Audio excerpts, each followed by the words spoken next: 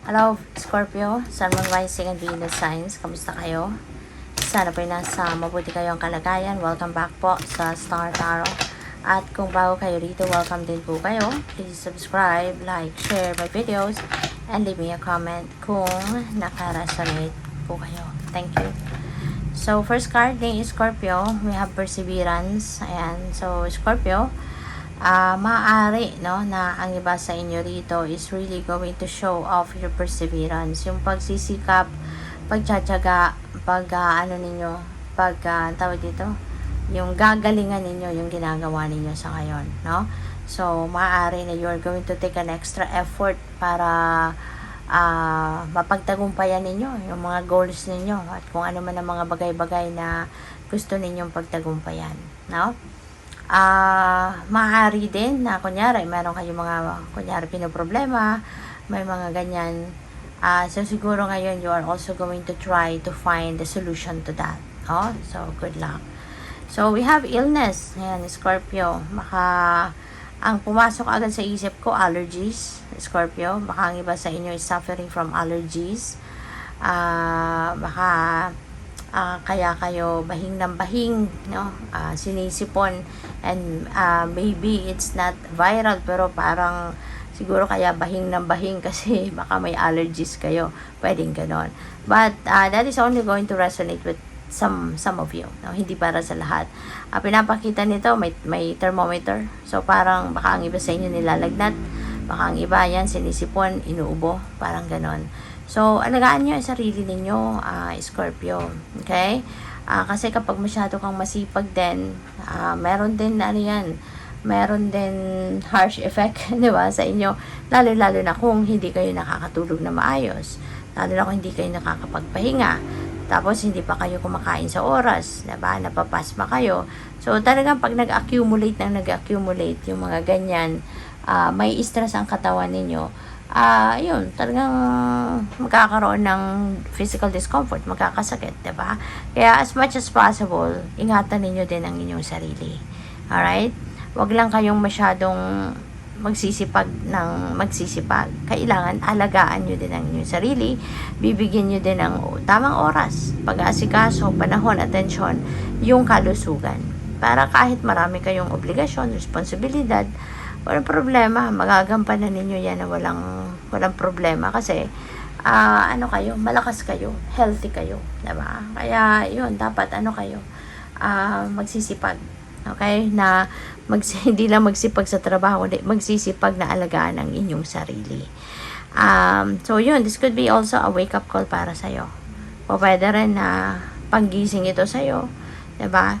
Na baka ngayon nagsisimula pa lang kayong magkaroon ng physical discomfort. So, habang nagsisimula pa lang yan na parang tinatamad ka, you're a little under the weather, anuhan mo na agad, actionan mo na agad, gamutin mo na agad yung sarili mo. Diba? Pagpatuloy mo yung mga vitamins mo, magpahinga, kumain ng maayos, sikapin magkaroon ng kompletong tulog, yung ganon, no? Quality sleep. So, para maiwasan ang magkasakit. So, baka ang iba din, kailangan ninyo ng tulong, in any way, shape, or form, pwedeng kailangan ninyo ng tulong. So, maaari na kailangan ninyo dito kailangan ninyong sumuporta sa kung kanino man. Hindi lang physically, mentally, emotionally, pwede rin na financially, kailangan mo din ng suporta ng iba.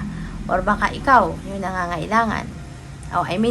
Ikaw yung susuporta sa iba at ang iba din sa inyo, ikaw naman yung kailangan din ng ganong klaseng suporta. Yung ganon ba? No?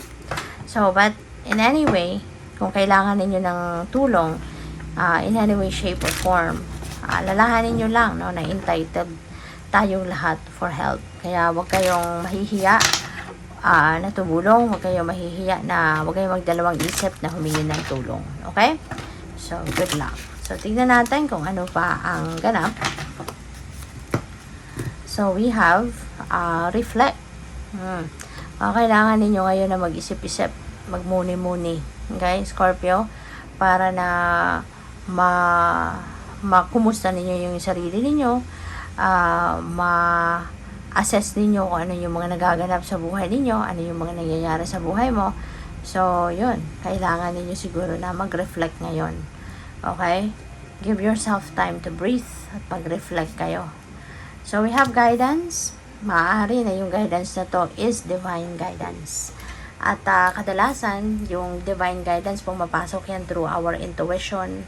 Aside from nagbibigay din ang guidance ng universe through our dreams, through symbols, omen, synchronicities, mga ganyan. Other than that, no, intuitive messages and nudges, yun din yung most common na paraan ng universe sa pagpapadala sa atin ng gabay. Kaya, maaari, no, nasa ngayon, there could be a lot of guidance na papasok sa inyo, so pay attention to that. Okay? There could be a lot of different gabay, information na dadating, sa inyo, and that is to guide you on how to navigate your life. So, we have strength. Yan. So, this could be, related to this, no? Baka kailangan ninyo ngayon talaga ng lakas ng pangangatawan, no? So, feeling ko this is physical strength that you need right now, Scorpio. So, yun, pagaling kayo, no? For those of you, kasi hindi naman, itong mensaheng ito, hindi naman yan para sa lahat. So, may mga ilan lang sa iyo dyan na maaaring may sakit, maaaring merong mga iniindang physical discomfort. So, yun, for those of you na nagre-resonate sa kanyang message, so, pagaling kayo kasi, yun, kailangan ninyong mabalik na yung inyong physical strength and vitality sa sarili ninyo. Okay? So, pagaling kayo, alagaan ninyo yung sarili, at pahinga, ibigay naman ninyo yan sa sarili ninyo. Kasi isipin ninyo, kung kahit gustong-gusto ng isip ninyo na magtrabaho, tapos ang katawan ninyo medyo nanghihina, at you're a little under the weather, hindi maganda pakiramdam ninyo, diba, kung pipilitin din ninyo yung sarili ninyo na magtrabaho pa rin, diba, hindi rin naman magiging maganda ang resulta nun. Kasi, diba, syempre, hindi kayo makakapag-concentrate, hindi nyo rin naman mailalagay yung 100% ninyo sa trabaho yan, diba, kasi, hindi kayo, hindi maganda ang inyong pagaramdam. Kaya, pagaling kayo.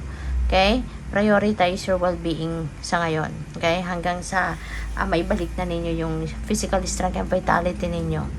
So, we have intuition, no? Sa kung ano man ang inyong pinagdadaanan, you are always divinely guided. Kaya, make sure na you're always listening to your intuition. Always follow, no? And trust what your intuition is telling you. Okay? Kasi, ayan ay gabay sa inyo ng Divine Universe. Gagabayan kayo, dadalhin kayo nito sa kung saan kayo dapat mapunta. Okay? So, good luck sa'yo. Thank you for watching. Love and Light. Namaste.